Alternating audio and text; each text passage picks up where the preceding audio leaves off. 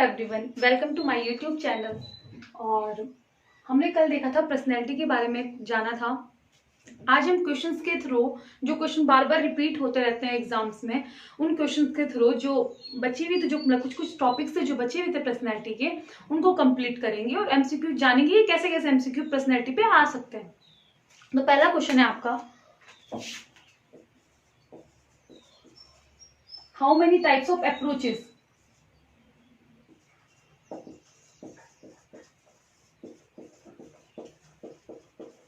How many types of approaches to find out the personality?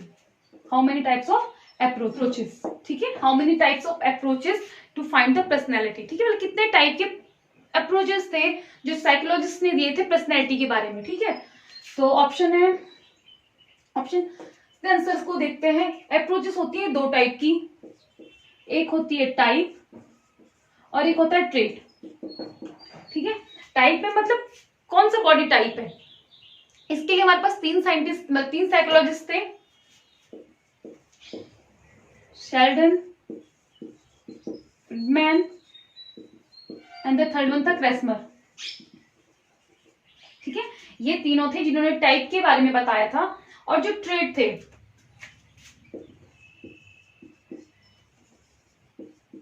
एसेंक ने बताया था, इसके बारे में एसेंक ने क्या बताए थे? एसेंक का हुंग था, एल्डर थे और ऑलपोर्ट थे। ठीक है, चार थे। ठीक है, इनका था न्यूरोटिक, साइकोटिक, इंट्रोवर्ट और एक्सट्रोवर्ट। हुंग था, इंट्रोवर्ट था, एक्सट्रोवर्ट था और एम्बीवर्ट था। ठीक है, इनके पास था इंफीरियरिटी एंड सुपीरियरिटी। सुपीरियरिटी, ठीक है। इंफीरियरिटी कॉम्प्लेक्स, सुपीरियरिटी कॉम्प्लेक्स क्या होते थे? मतलब किसी को डोमिनेट करना, अपने को किसी से कम समझना या फिर किसी के ऊपर डोमिनेंट होना। ऑलपोर्ट में कार्डिनल, दूसरा था सेंट्रल और तीसरा था सेकेंडरी। ठीक है, तो समझ में आया। अब सेल्डन के बारे में, इंडो, एक्टो और मीसो। इंडोमॉर्फिक, एक्टोमॉर्फिक, मीसोमॉर्फिक। इंडोमॉर्फिक कौन से थे? जो थोड़ा हेल्दी थे, खुशमिजाज इंसान थे। एक्टोमॉर्फिक जो पतले थे और मतलब इमोशनल होते थे, उनके बारे में था। मीसोमॉर्फिक क्या था? जो इनके बीच में था। इनमें एक और साइंटिस्ट थे जो थे हिपोक्रेट्स। ठीक है, हिपोक्रेट्स ने भी इनको किसके टाइप के बेस में बांटा था? फ्लूट के बेस में बांटे थे। चार टाइप की बताई थी उन्होंने पर्सनैलिटी के बारे में, कि मतलब चार टाइप में बांटा हुआ था। क्रेसमर भी हमने देखा हुआ है। और फ्रीडमैन ने जो बताए हुए थे, उन्होंने बताया था A type, B type, C type और डी टाइप। ये था पहले क्वेश्चन में पूरा, मतलब जितना इसके बारे में आ सकता है, किसी भी कोने से अगर पूछा जा सकता है तो वो था how many types of approaches. ये था, इसका आंसर क्या हो गया? 2 हो गया, टाइप और ट्रेट। और साइंटिस्ट याद रखना किसमें कौन कौन से साइंटिस्ट, मतलब 4 साइंटिस्ट दे देगा और पूछ देगा कि इनमें से मतलब टाइप ट्रेट किसने दिया था, और टाइप के बारे में किसने दिया था और ट्रेट के बारे में किसने दिया था। सेकंड है,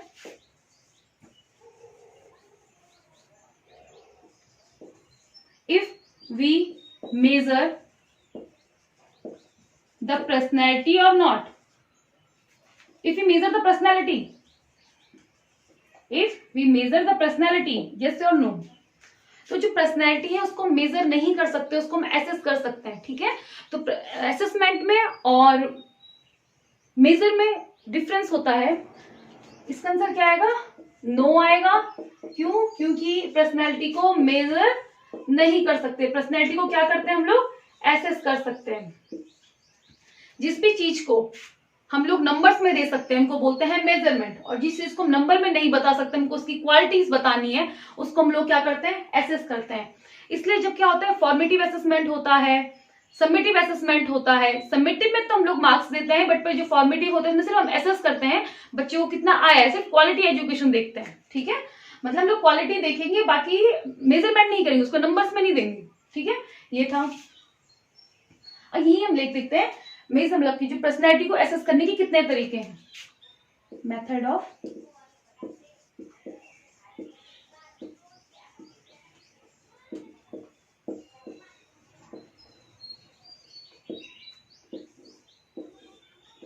method of assessment of personality, पहला है सब्जेक्टिव, दूसरा है ऑब्जेक्टिव और तीसरा है प्रोजेक्टिव। प्रोजेक्टिव अप्रोच के बारे में, प्रोजेक्टिव तरीके के बारे में सबसे पहले बताया था फ्रैंक ने। तो आ सकता है कि सबसे पहले वो साइंटिस्ट कौन थे जिन्होंने प्रोजेक्टिव मेथड के बारे में बताया था, ठीक है। सब्जेक्टिव, अब सब्जेक्टिव में आएगा, हम किसी इंसान को बोल देंगे अपने बारे में ऑटोबायोग्राफी लिख दो, केस हिस्ट्री लिख दो, अपने बारे में लिख दो कुछ भी, फिर क्या किसी इंसिडेंट के बारे में लिख दो, तो वो आ जाएगा सब्जेक्टिव में, ठीक है। ऑब्जेक्टिव में क्या आ जाता है, इसमें सब्जेक्टिव में वो भी आता है, इंटरव्यू भी आता है, इसमें क्वेश्चन भी आएगी, क्वेश्चन भी आएगी। अब ऑब्जेक्टिव में क्या आता है, रेटिंग स्केल, ठीक है। किसी को बता दे कि एक्सप्लेन करो लाइफ सिचुएशन टेस्ट के बारे में, ये सब आता है ऑब्जेक्टिव के अंदर। जो मेन है वो है प्रोजेक्टिव। प्रोजेक्टिव के तरीके बहुत होते हैं। एक तो रूसक मेथड, ठीक है, जो हरमन रूसक थे, उन्होंने इस मेथड के बारे में बताया था। उन्होंने क्या किया था, कुछ कार्ड्स ले लिए थे, उस कार्ड्स में डॉट कर दिए थे और किसी से पूछा था कि बताओ मतलब आपको क्या क्या दिख रहा है। उससे वो जज कर लेते हैं पर्सनैलिटी को कि किसी की पर्सनैलिटी कैसी होगी। मतलब किसी कोई डॉट है, ठीक है, कोई ये डॉट है, और हर इंसान को पूछेंगे, किसी को इसके डॉट में कुछ और दिखेगा, किसी को इस डॉट में कुछ और दिखेगा। तो उस हिसाब से उन्होंने क्या कर दिया था, पर्सनैलिटी, किसी की पर्सनैलिटी के बारे में बताया था, ठीक है। एक हो गया टेस्ट, ठीक है। दूसरा आ गया टैट। टैट क्या क्या होता है, जैसे किसी ने एसएसबी दी होगी आर्मी की, तो उसमें होता है टैट, वैट के बारे में, टैट के बारे में, कैट के बारे में, ठीक है।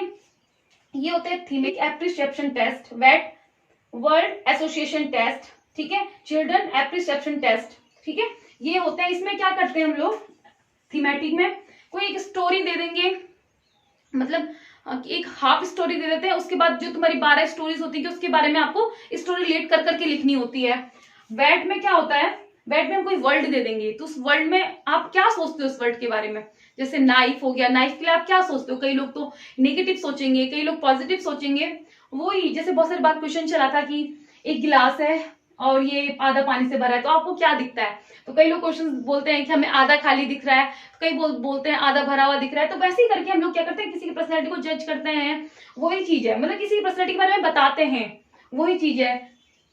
और जो लास्ट आता है, जो हमारी स्क्रीनिंग में भी होता है, पहले दिन अगर कहीं होता है तो स्क्रीनिंग में होता है प्रोजेक्शन वाला।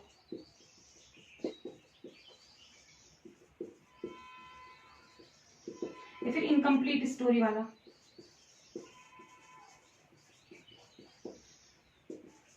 पिक्चर एप्रिसिएशन टेस्ट में क्या करते हैं, आपको एक स्टोरी दिखाई जाती है बड़ी सी स्क्रीन में, जो धुंधली सी होती है। फिर वो आप अपने हिसाब से उसमें स्टोरी लिखते हो, ठीक है। तो उसमें भी हम देख सकते हैं कि आप positive thinking, negative thinking, how you are creative, मतलब हर चीज देख सकते हैं, ठीक है।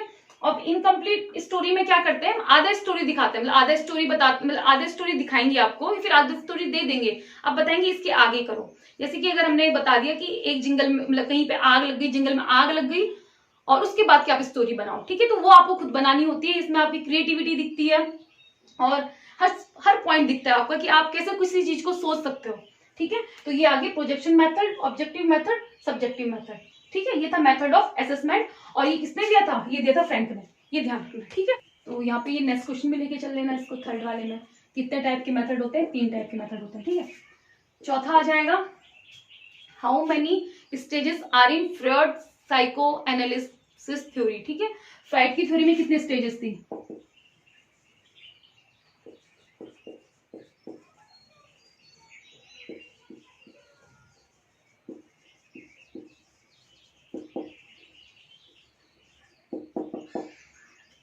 ठीक है। तो कितने स्टेजेस थी, ठीक है, देखते हैं। पहले कौन सी थी, ओरल थी 1 से 3 साल, फिर दूसरी एनल थी 3 से 6 साल, फिर फैलिक थी 6 से 8 साल, 8 या 7, मतलब इसमें डेट उसमें ईयर्स में देख लेना, मतलब हर बुक्स में अलग अलग है। चौथी थी लेटेंसी, जिसको हम लोग स्कूल एज भी बोलते हैं, 8 से 13 साल, और 5वां आ गई आपके पास जेनिटल, जिसको 13 टू डेथ। ठीक है, और जो फैलिक स्टेज होती है यहाँ पे सुपर ईगो डेवलप होने लग जाता है। ठीक है, जो जिसके बारे में नेक्स्ट क्वेश्चन था ही दे रहेगा, फिर देख लो यहाँ पे सुपर ईगो क्या होने लग जाता है, डेवलप होने लग जाता है। दूसरा यहाँ पे इलेक्ट्रा और ओडिपस। इलेक्ट्रा और ओडिपस कॉम्प्लेक्सेस जो होते हैं या फिर जो ट्रेड होता है यहाँ पे ही डेवलप होने लग जाते हैं। गर्ल चाइल्ड का फादर के प्रति प्यार और बॉय चाइल्ड का मदर के प्रति ज्यादा प्यार क्या हो जाता है, यही वाले पे जो थर्ड स्टेज होती है यहीं पे क्या हो जाता है, जनरेट होने लग जाता है। ये तो कितने स्टेज हो गए, 1 2 3 4 5। ठीक है, fifth question, who gave 3 tier system, 3 tyre personality system.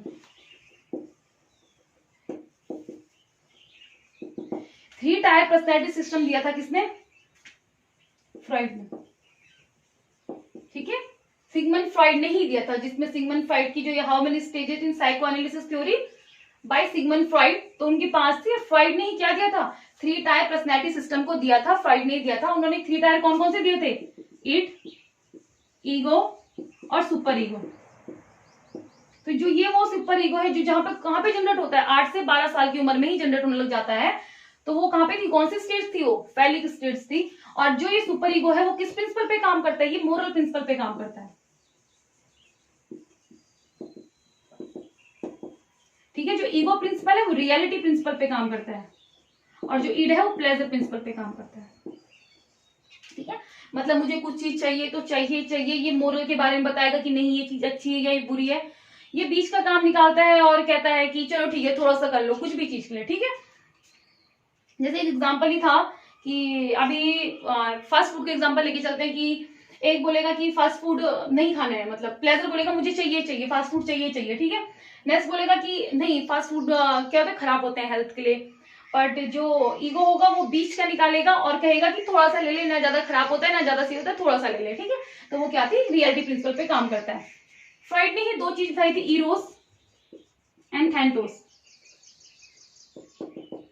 Eros और थैनाटोस के बारे में भी पेपर में आता है कि who said about the Eros and Thanatos और what is Eros and Thanatos. ठीक है, तो ये क्या है, लाइफ एस्टिंग्स हैं, जो मतलब खुशी है, जो जीने की इच्छा होती है किसी की, मतलब जो खुश है, सब कुछ में अच्छा अच्छा देखता है, वो तो इरोस हो गया। थैनाटोस क्या होगा, डिस्ट्रक्टिव माइंड होता है जिसका, कि किसी को तोड़ फोड़ करना, मतलब जो डिस्ट्रक्टिव होता है कि यार जैसे कुछ हो रहा है ना कि ये बच्चा यहाँ नदी किनारे खेल रहा है, ये कुछ भी मतलब उसके बारे में कुछ भी गलत सोच देना, मतलब कुछ अच्छा नहीं सोचना, सिर्फ बुरा बुरा सोचना, तो थैनाटोस होता है डिस्ट्रक्टिव माइंड।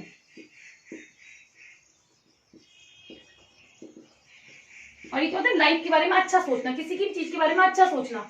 ठीक है, ये था आपके पास फिफ्थ क्वेश्चन जो फ्रॉइड ने दिया था, 3 tier system, id, ego, super ego के बारे में बताया था। इरोस मतलब होता है लाइफ, और जो थैनाटोस मतलब होता है डिस्ट्रक्टिव माइंड। एक और के बारे में फ्रॉइड ने कहा था, लिबिडो। ये लिबिडो क्या है, सेटिस्फैक्शन है, सेटिस्फैक्शन है और नॉर्मल ग्रेटिफिकेशन है।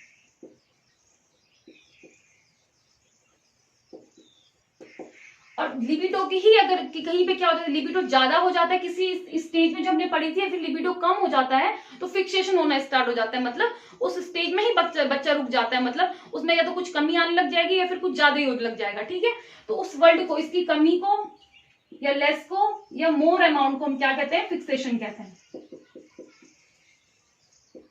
ये सारे वर्ड्स इसलिए बताए जा रहे हैं क्योंकि अभी आपने देखा होगा जो लेक्चरर का एग्जाम आया था वो बहुत ज्यादा फैक्चुअल बेस में आ रखा था, तो जो एलटी एग्जाम है में भी कुछ वैसे ही बने, इसलिए सारे के सारे जो वर्ड हैं उन सबको मतलब फैक्चुअल बेस को लेके चला जा रहा है, कि मतलब जो फैक्चुअल बेस है उनके बेस पे जो क्वेश्चन है उनको देखिए क्वेश्चन आपको बताए जा रहे हैं। ठीक है, और ये बीएड के भी बहुत फायदेमंद है, बीएड में तो सारे टॉपिक्स एज इट इज ही है। एक बुक थी फेमाइन साइकोलॉजी, ये बार एक सीटेट के एग्जाम में आए थे कि फेमाइन साइकोलॉजी किसकी बुक है। ठीक है, कोरेन हार्वे की है, हार्ने की है। ठीक है, ये याद रखना, कोरेन हार्ने की बुक है फेमाइन साइकोलॉजी। ठीक है, 7वां क्वेश्चन है, जो टैट है, जो पढ़ा भी आपने, जो टैट है या जो दूसरा है कैट है, ये किस किसने दिए थे, ठीक है, पेपर में आ सकता है कि ये किस किसने दिए थे, मतलब इनके बारे में किन साइंटिस्ट ने ये टेस्ट निकाले थे। जैसे मतलब हर टेस्ट को जैसे आप लोगों ने देखा होगा कि जो एमएड वगैरह के स्टूडेंट्स होते हैं वो क्या करते हैं, क्वेश्चन निकालते हैं, क्वेश्चन देते हैं। वैसे ही मतलब कोई टेस्ट भी किसने से, विनय साइमन ने टेस्ट निकाला था आईक्यू टेस्ट वाला, वैसे ही जो ये टैट है फिर कैट है, ये टेस्ट किसने फाइंड आउट किए हैं, उनके नाम बताने हैं आपको, ठीक है। तो ये है मॉर्गन एंड मुरे, ठीक है। जो टैट के बारे में दिया था वो किसने बताया था, मॉर्गन और मुरे ने, और ये बताया था लियोपार्ड ने एंड सेरलैक ने, दोनों बैलक थे, मे बी कजन हो, ठीक है। लियोपार्ड बेलेक ने, सोरेल बेलेक ने बताया था टैट के बारे में, मॉर्गन मैन मोरे ने बताया था, ठीक है। तो ये पूरा आपका क्या था, पर्सनैलिटी था, मतलब इतने ही क्वेश्चन है, इतने ही क्वेश्चन बनेंगे पर्सनैलिटी पे बनेंगे, मतलब इन्हीं के इर्द गिर्द जो क्वेश्चन होंगे इन्हीं के इर्द गिर्द होंगे। और आज आपका पर्सनैलिटी का चैप्टर खत्म होता है, और अब नेक्स्ट देखते हैं, इंटेलिजेंस पढ़ेंगे नेक्स्ट चैप्टर, नेक्स्ट डे को। Thanks for watching.